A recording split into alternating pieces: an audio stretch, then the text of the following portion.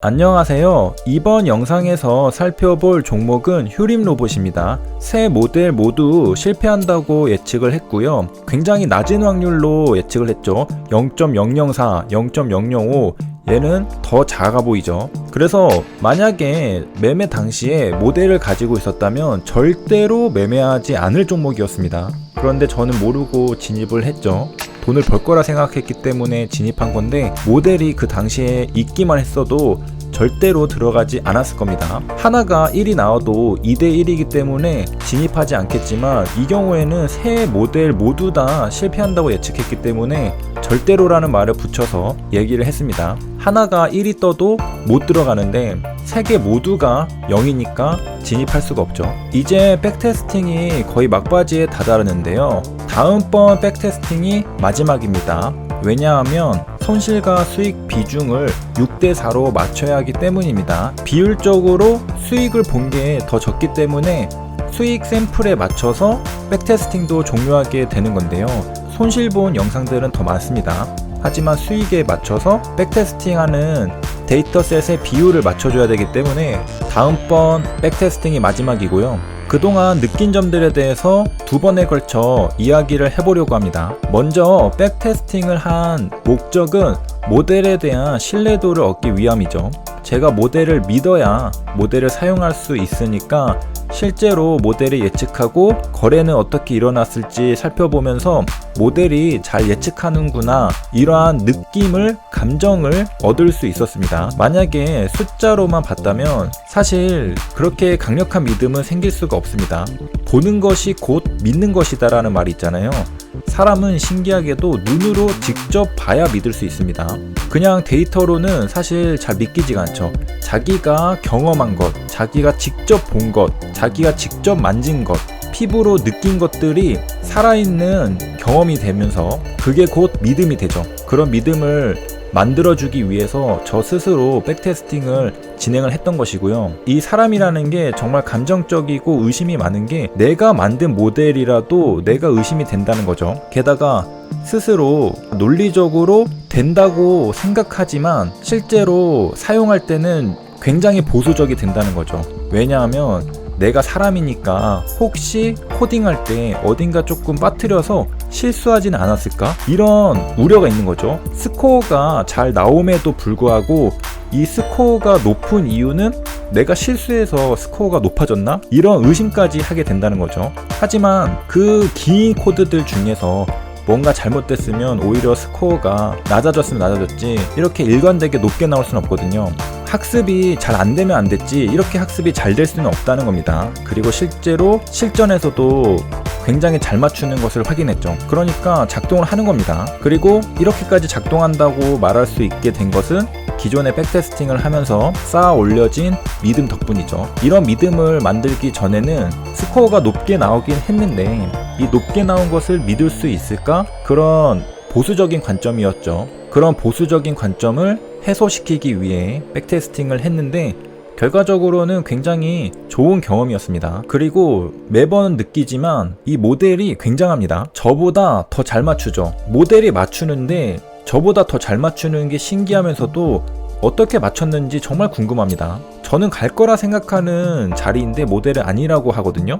그런데 실제로 거기가 고점입니다. 반대로 여기 너무 무서워서 못할 것 같은데 모델은 거기서 사라고 하거든요. 그럼 실제로 거기서 더 갑니다. 그런 경험들을 꽤 하기 때문에 신기하면서도 놀랍죠. 결국 이렇게 모델을 가진다는 것은 크게 두 가지 의미가 있는데 그 첫 번째 목적은 내동매매를 줄여준다는 것입니다. 제가 내동매매를 왜 하는지 정말 고민을 했었거든요. 왜 할까? 정말 심리적인 문제일까? 하지만 아니라는 결론에 다다랐습니다. 5판에서 내동매매 한다고 생각했죠. 그 5판을 잡아줄 수 있는 게 바로 모델이라고 생각을 했고 모델한테 한 번 더 체크를 받아야 되겠다. 더블 체크를 받아야 되겠다라고 생각했습니다. 그리고 두 번째 목적.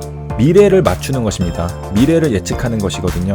이것은 단순하게 내동매매를 막아주는 것을 넘어서 저보다 더 뛰어난 지능을 가진 인공지능을 만들기 위한 그 첫 단계입니다. 이게 제 최종 목적이고요. 그동안의 모든 것들은 이를 위한 수단에 불과합니다. 나라는 존재 자체도 그 수단이라고 생각하고 있죠.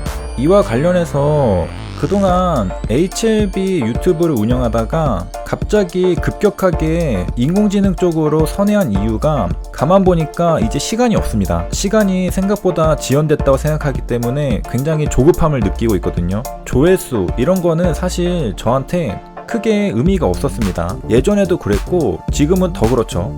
물론 제 HLB 영상을 기다리시는 구독자님들에게 마음의 빚을 지고 있습니다. 한 번씩 이벤트가 있을 때마다 다루기는 해야 된다는 생각이 있고요. 아무튼 이제 시간이 촉박해지니까 제 본색이 드러났다고 생각할 수도 있겠습니다. 사실 저의 정체성은 이런 쪽에 있다고 보시면 거의 정답에 가깝습니다.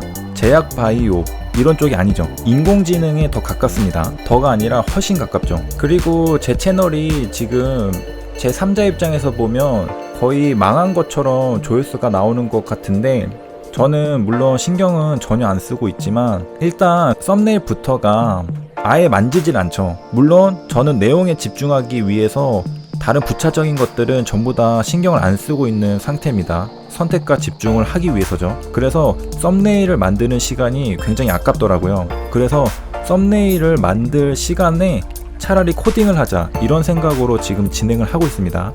이게 지금 썸네일이 없는 가장 큰 이유고요. 부차적으로는 사실 디자인에 별로 신경 안 쓰는 영상들에 진짜 보물들이 숨어 있습니다.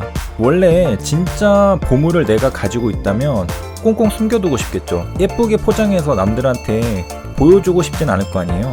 원석 그대로 다이아몬드가 그 안에 숨어 있는 거죠. 보통 별거 없을 때 거치장을 해서 남들에게 굉장히 있는 것처럼 보여지는 경우가 굉장히 많습니다. 사람도 그렇고 물건도 그렇고 뭐 제품 서비스 다 그렇죠. 진짜 소중한 것들은 보통 투박하게 존재하는 경우가 꽤 많습니다. 우리가 대단한 연구가 있었던 것들도 보면 어느 한 도서관의 한 켠에 꽂혀있던 책 한 권이 엄청난 이론적인 근거를 제공해 주기도 하잖아요. 아무도 신경 쓰지 않았던 그 논문 하나가 엄청난 성과를 이끌어내는 중요한 단서가 되기도 합니다. 그런 일화들이 굉장히 많죠. 그래서 그런 일화들에 빗대어서 한번 생각을 해봤고요. 썸네일이 없는 것들에 정말 중요한 내용들이 숨어있는 경우가 많습니다. 사실은 그런 것보다는 썸네일 만들 시간을 아껴서 제 코딩에 시간을 투자하고 싶어서 그런 게 훨씬 큽니다. 그게 가장 큰 목적이고 그러다 보니까 좋은 내용들이 숨어있다라고 생각할 수도 있겠습니다. 왜냐하면 굉장히 중요한 걸 제가 하고 있다 생각하거든요. 썸네일에 신경을 못 쓸 정도로 말이죠. 그래서 제 입장에서는 굉장히 보물들입니다. 그래서 공개적으로 유튜브 서버에 저장을 하는 거고요. 그리고 이런 얘기를 언젠가는 한번 하고 싶었는데 대부분 사람들은 뭐 이렇게 안 된다고 하는 게 많은지 모르겠습니다. 물론 제가 하고 있는 작업에 대해서 뭐 비판을 들었던 건 아니고요. 그냥 일상을 살다 보면 사람들은 뭘 이래서 안 되고 저래서 안 되고 그냥 다 안 된다고 하는 마인드가 깊게 자리 잡혀 있는 것 같습니다. 저도 어렸을 때 학창 시절에는 그 사회 집단에 속해야 하기 때문에 눈치를 보면서 저도 그런 마인드들이 자리가 잡혔었던 것 같은데요. 나이가 들면서 저 혼자만의 시간을 많이 갖게 되고 어렸을 때는 막 친구들 집에서도 자고 우리 집에서도 자고 굉장히 피부로 맞대면서 오랫동안 함께 지내잖아요, 친구들끼리. 근데 이제 성인이 되면 각자의 공간에서 혼자서 생각하는 시간들이 많아지잖아요. 그러다 보니까 이제 독립적인 생각을 할 수 있게 됐죠. 집단적인 생각이 아니라 눈치 볼 필요도 없이 나 혼자만의 그런 생각들을 정립시켜 나갈 수 있었습니다. 그러고 나서 가끔씩 커뮤니케이션들을 하다 보면은 사람들이 너무 한계를 많이 지어놓고 그 테두리 안에서 그 울타리 안에서 사는 것 같아요. 그런 생각이 굉장히 많이 듭니다. 그냥 하면 되는데 왜 자꾸 안 된다고 생각하고 그러는지 솔직하게 이해를 할 수가 없습니다. 저는 그런 것들이 패배자의 마인드라 생각을 하고요. 가끔 보면 나 혼자 된다고 말하고 모두가 다 안 된다고 말하는 것처럼 느껴질 때가 있습니다. 그런데 그런 것도 시간이 지나면서 인식이 바뀌는 것들도 좀 있더라고요.